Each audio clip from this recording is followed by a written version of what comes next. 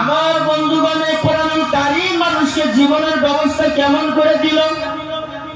এই কোরআন দিয়ে সমাজ ব্যবস্থা কোরআন দিয়ে হবে, রাষ্ট্র ব্যবস্থা রাষ্ট্র পরিচালিত কোরআন দিয়ে হবে, নিজের জীবন ব্যবস্থা কোরআন দিয়ে হবে, সমাজ পরিচালিত হবে কোরআন দিয়ে হবে, নিজের ঘর বাড়িগুলো কোরআনুল কারীমের ব্যবস্থাপনার দ্বারা চলবে। আমার বন্ধুগণ, শিক্ষা অনুষ্ঠানগুলো কোরআনুল কারীমের শিক্ষা দিয়ে চলবে। আমার বন্ধুরা, যে সময় নাকি জাতি এই কোরআনের পাশা ছেড়ে দিল, কোরআনের পিছা ছেড়ে দিল, ওই সময়ের মধ্যে ওই জাতি সর্বদা সব সময় মায়ের খাওয়া আরম্ভ হয়ে গেল, ঠিক কিনা?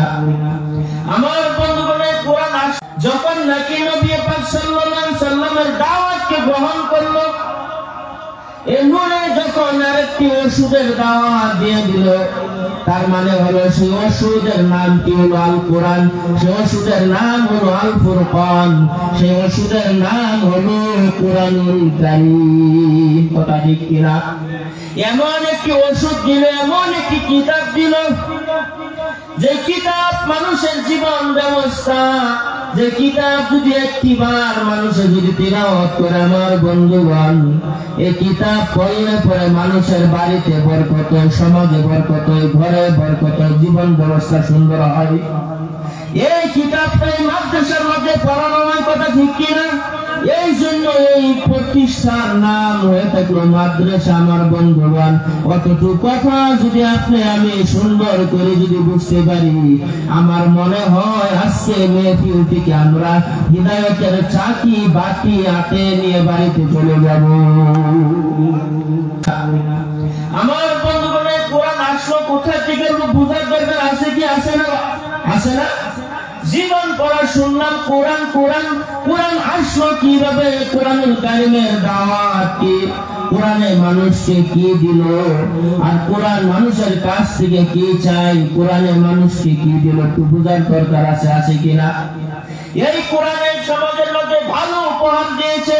এই যে কচি কচি ছোট ছোট বাচ্চাগুলো মাদ্রাসার মধ্যে পড়ে, আমার বন্ধুরা, আপনি আমি যখন বাড়িতে যখন বসে দেখি, আমার বন্ধুরা লক্ষ্য করে শুনেন, দিলটাকে নরম করে শুনেন। আমার বন্ধুরা, আপনি আমি সারা রাত ঘুমিয়ে থাকি, ঘুমের করে ক্লান্ত শ্রান্ত হয়ে পড়ে থাকি, আর এই ছোট ছোট বাচ্চারা এমন করে একটি শুধুমাত্র একটি পাকার মধ্যে এমন করে শুধু খালি পাকায় শুয়ে থাকে। তার কথা ঠিক কিনা?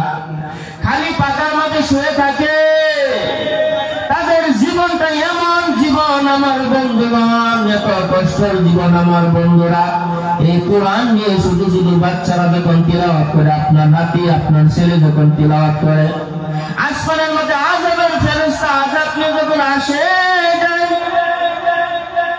আল্লাহর তরফ থেকে আযাবের ফয়সালা হয়ে গেল। এক নম্বর সূরার মধ্যে যখন আযাবের ফয়সালা হয়ে গেল, সূরাতুল ফাতিহার তাফসীরের মধ্যে ইবনে কাসির রাহমাতুল্লাহি আলাইহি বর্ণনা করেন, তাফসীরুল মানি বর্ণনা করেন, তাফসীরুল বায়ান বর্ণনা করেন, তাফসীর হিদায়াতুল কোরআন বর্ণনা করেন। আমার বন্ধুগণ, আল্লাহ পাক রব্বুল ইজ্জতের দরবারে যখন আযাব আসার জন্য যখন মঞ্জুর হয়ে যায়, আমার বন্ধুরা, এই এক নয় কোসমাই মাদ্রাসার মধ্যে যখন আসে, দেখে ছোট ছোট বাচ্চারা কোরআনুল কারীম তিলাওয়াত করছে, আযাবগুলো আল্লাহর কাছে চলে যায়। আল্লাহ থেকে বলে, রব্বুল আলামিন, এমন এরিয়ায় তুমি আমাকে পাঠাইলে আল্লাহ, গিয়া দেখি মাদ্রাসার মধ্যে বসে বসে কচি কচি বাচ্চারা তিলাওয়াত করছে রব্বুল আলামিন। সেই কোরআনুল কারীমের সম্মুখে আমি আযাব টিকতে পারি নাই। আল্লাহু আকবার।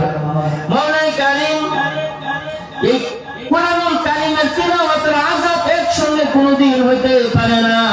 রব্বুল আলামিন, আমি আযাব চলে আসলাম।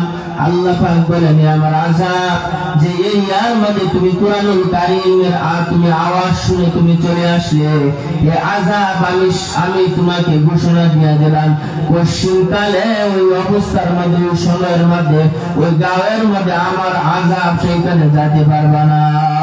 সুবহানাল্লাহ। আপনি আমি ঘুমিয়ে থাকি, এই ছোট ছোট বাচ্চারা তিলাওয়াত করে কোরআনুল খাদিম, এই কোরআনুল খাদিম আল্লাহ পাক রব্বুল ইজ্জতের নবীজি বলেছেন যারা নাকি কোরআনের পথের পথিক হয় এই মানুষগুলো আল্লাহ রাব্বুল আলামিনের বিশেষজ্ঞ মানুষ হয়ে যায়। সুবহানাল্লাহ। এই মানুষগুলো আল্লাহর মেহমান হয়ে যায়, এই মানুষগুলো আল্লাহর নৈকটবর্তী বান্দা হিসাবে স্বীকৃতি পায়। আর আল্লাহর নৈকট হিসাবে স্বীকৃতি পাওয়া বান্দাদেরকে আল্লাহ পাক বলেন ইন্নাল্লাযীনা আমানু ওয়া আমিলুস সালিহাতি কানাত লাহুম জান্নাতুল ফিরদাউসি নুজুলা।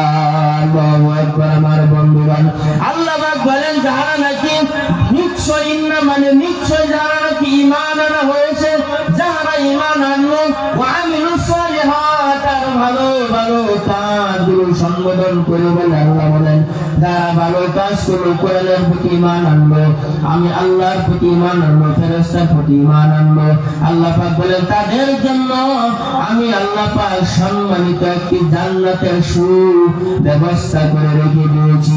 সুবহানাল্লাহ।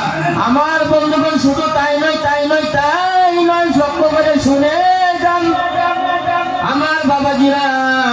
কোরআনওয়ালাদের যদি পথের পথিক আপনি আমি যদি হইতে পারি, কোরআনের রাস্তার মধ্যে আপনি আমি যদি সময়টুকু আমি যদি ব্যয় করতে পারি, আল্লাহ পাক বলে দিল যদি কোরআনের প্রতি ঈমান আনো, আমি আল্লাহর প্রতি ঈমান আনো, তোমাদের জন্য জান্নাতুল ফিরদাউসের ব্যবস্থা আমি আল্লাহ তোমাদের জন্য আমি সংরক্ষণ করে রেখে দিয়েছি।